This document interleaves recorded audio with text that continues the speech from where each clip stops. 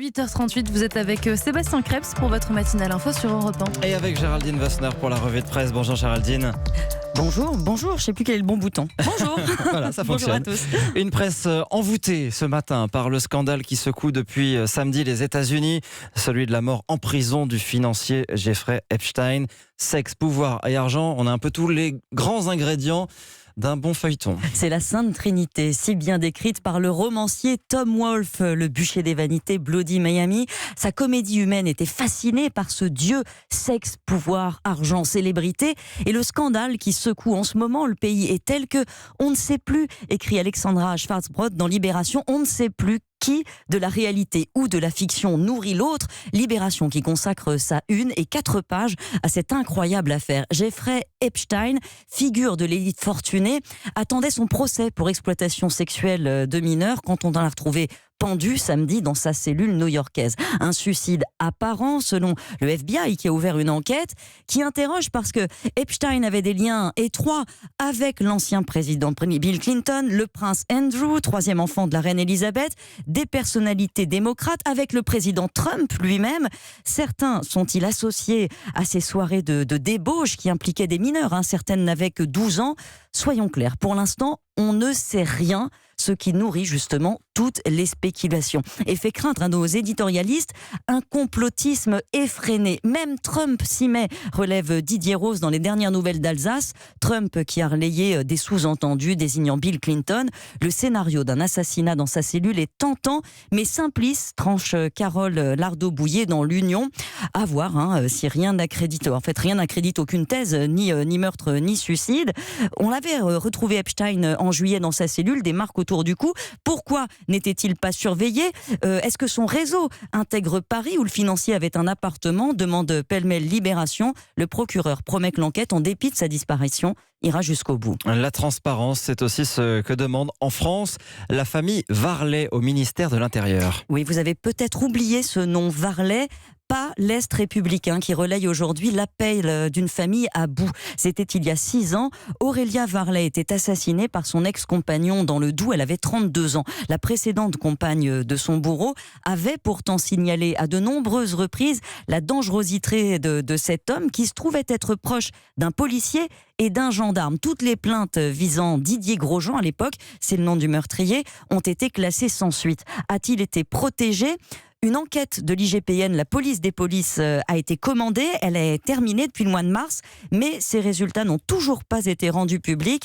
C'est une affaire emblématique des féminicides, estime le journal. La famille se bat pour obtenir la reconnaissance d'une défaillance de l'État par le ministère de l'Intérieur, ministère qui pour l'heure se mure dans le silence. Qui ne risque pas de redorer le blason des politiques. Sans doute pas. Et on sent bien ce désarroi dans vos journaux ce matin face aux résultats d'un sondage publié dans le journal du dimanche ce week-end. Moins de la moitié des Français condamnent les dégradations de permanence de députés de la majorité. Il y en a eu 2 encore ce week-end. 361 atteintes à l'intégrité physique des élus recensés l'an dernier. La rancœur est tenace, écrit Michael Tassard dans le Courrier Picard, qui souligne que les maires, eux, ont encore la confiance des Français. Faut-il revenir en arrière, annuler la loi sur le non-cumul des mandats, qui a encore plus éloigné les députés de leurs électeurs ?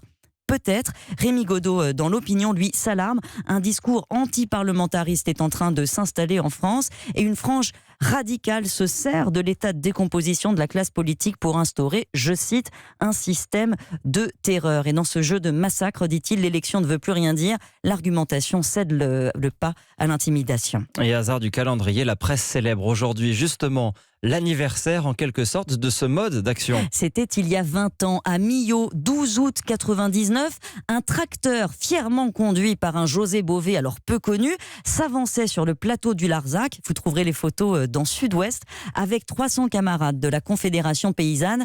Ils attaquaient le McDo. Toiture arrachée, béton coulé dans les canalisations, en représailles à une hausse des taxes sur le Roquefort que venaient d'annoncer les États-Unis. On en a parlé dans le monde entier et José Bové se félicite aujourd'hui d'avoir été à l'origine d'une prise de conscience planétaire. La nouvelle génération, pense-t-il, est en train de se remobiliser autour des idées que lui portait.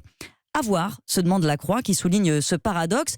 Oui, la bataille de l'image contre les symboles de la manbouffe, de la mondialisation se poursuit, mais McDo s'est adapté. Les 3/4 de ses produits sont achetés en France, œufs de poule élevés en plein air, lait bio, et ses relations avec les agriculteurs sont excellentes.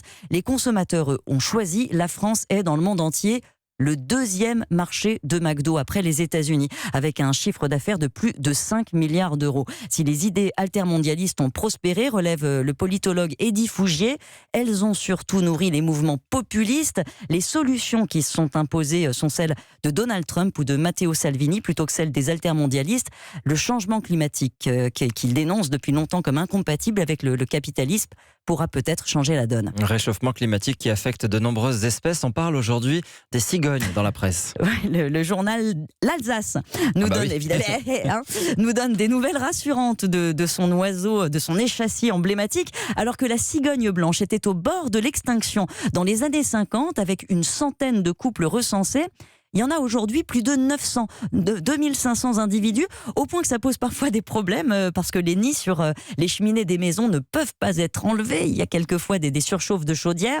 L'espèce est toujours protégée et doit l'être, rappelle le directeur de la Ligue de protection des oiseaux. Avec le réchauffement climatique, justement, les cigognes migrent plus tôt parce que dans les prairies, il y a moins de sauterelles, de criquets. Elles ont du mal à trouver pitance. Et avec moins de réserves, elles vont moins loin et certaines s'arrêtent avant l'Afrique, en Espagne ou dans le sud de la France, en Camargue. Une migration de proximité, en somme, qui est bien dans l'air du temps.